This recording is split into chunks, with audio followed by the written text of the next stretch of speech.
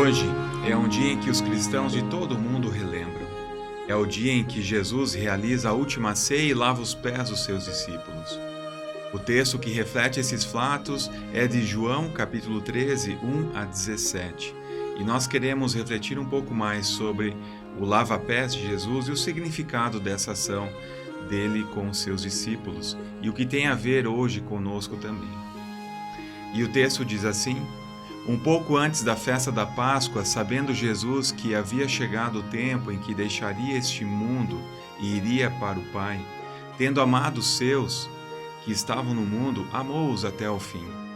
Estava sendo servido o jantar, e o diabo já havia induzido Judas Iscariotes, filho de Simão, a trair Jesus. Jesus sabia que o Pai havia colocado todas as coisas debaixo do seu poder e que viera de Deus e estava voltando para Deus.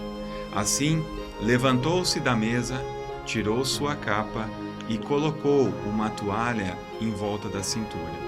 Depois disso, derramou água numa bacia e começou a lavar os pés dos seus discípulos, enxugando-os com a toalha que estava em sua cintura. Chegou-se a Simão, Pedro, que lhe disse: Senhor, vais lavar os meus pés? Respondeu Jesus: Você não compreende agora o que estou lhe fazendo. Mais tarde, porém, entenderá. Disse Pedro: Não, nunca lavarás os meus pés. Jesus então respondeu: Se eu não lavar os seus pés, você não terá parte comigo.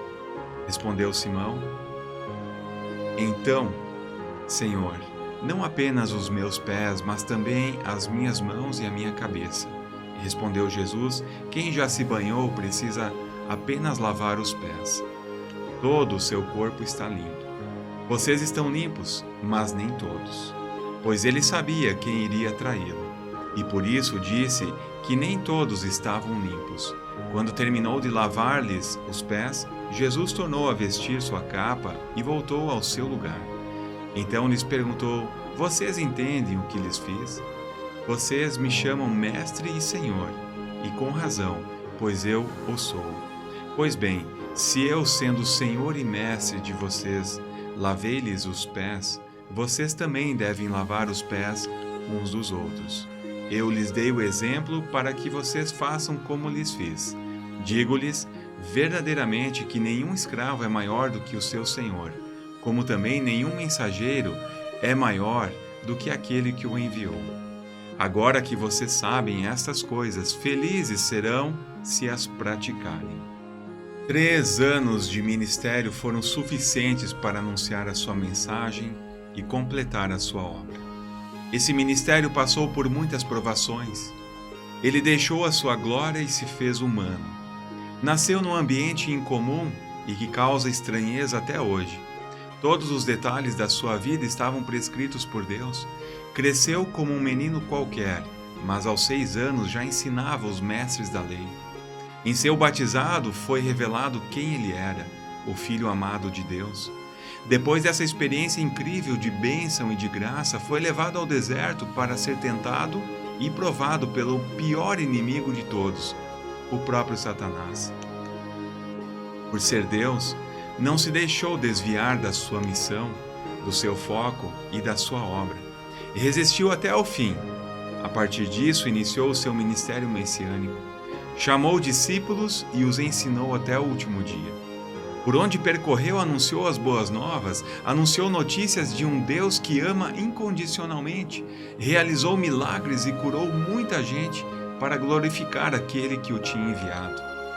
Mesmo que não fosse compreendido na hora, ele dizia o que era necessário acontecer com sua vida para que a humanidade não se perdesse. Naquela noite de quinta-feira, ele reúne seus discípulos para fazer algo inusitado e único.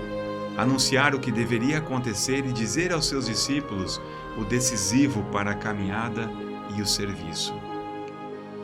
É a última noite antes do aprisionamento, condenação e crucificação de Jesus. Nessa noite ele realiza uma ceia. E na contagem israelita, o dia começa às 18 horas. E todo o acontecimento da paixão se condensa num único dia, das 18 horas de quinta-feira até as 18 horas de sexta-feira. 24 horas depois dessa noite, tudo estava acabado. Deus entregou tudo nas mãos do seu Filho. Tudo está no controle de Deus. E tudo o que deveria acontecer com Cristo era da vontade de Deus por causa de cada um de nós, inclusive a ação contraditória de Judas. Cada detalhe desse episódio apavorante e sangrento de Jesus estava prescrito por Deus desde o nascimento do seu Filho. Os versículos 4 e 5 mostram a ação de humildade prática do Deus Filho. Ele lava os pés dos seus discípulos. E lavar os pés de alguém era trabalho somente de escravos, de pessoas desvalorizadas na sociedade. E olha só, pessoal, Filipenses 2 expressa de forma clara a ação de Jesus durante sua vida toda.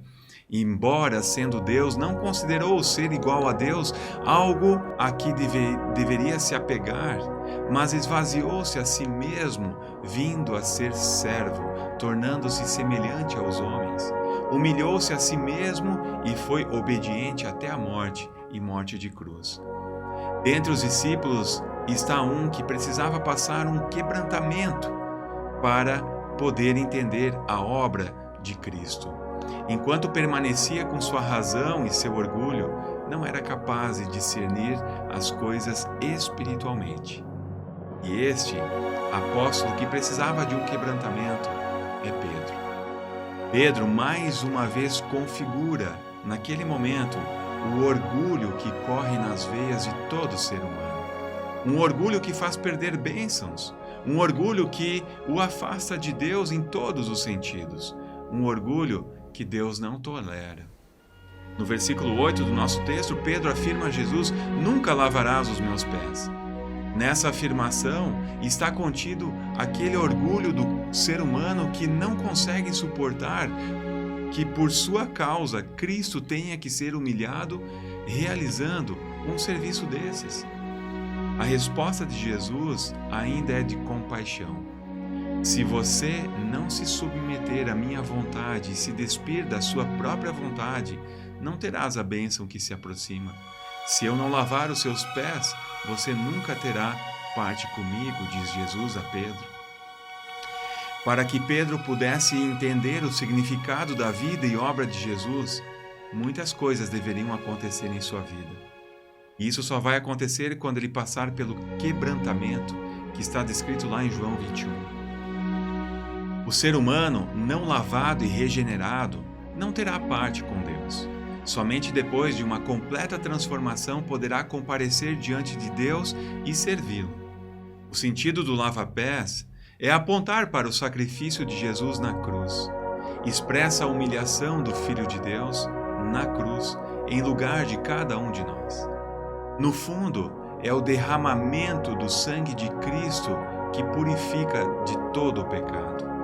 E essa compreensão é para as pessoas que creem em seu nome.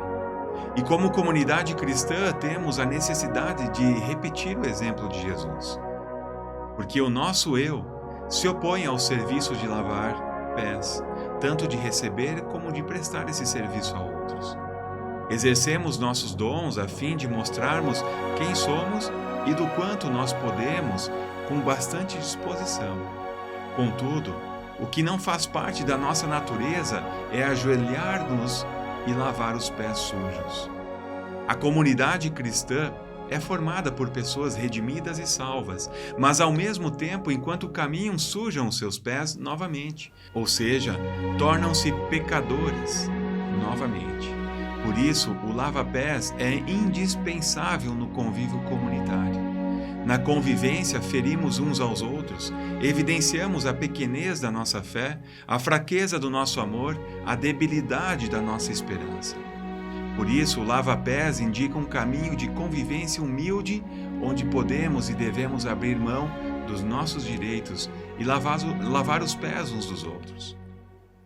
Pessoas transformadas pelo amor de Jesus podem e devem prestar esse serviço. Eu convido você e eu a lavarmos os pés uns dos outros com disposição e humildade conforme Jesus Cristo nos ensinou. Que Deus nos abençoe com a reflexão dessa palavra e desse dia significativo para a nossa caminhada de fé. Amém.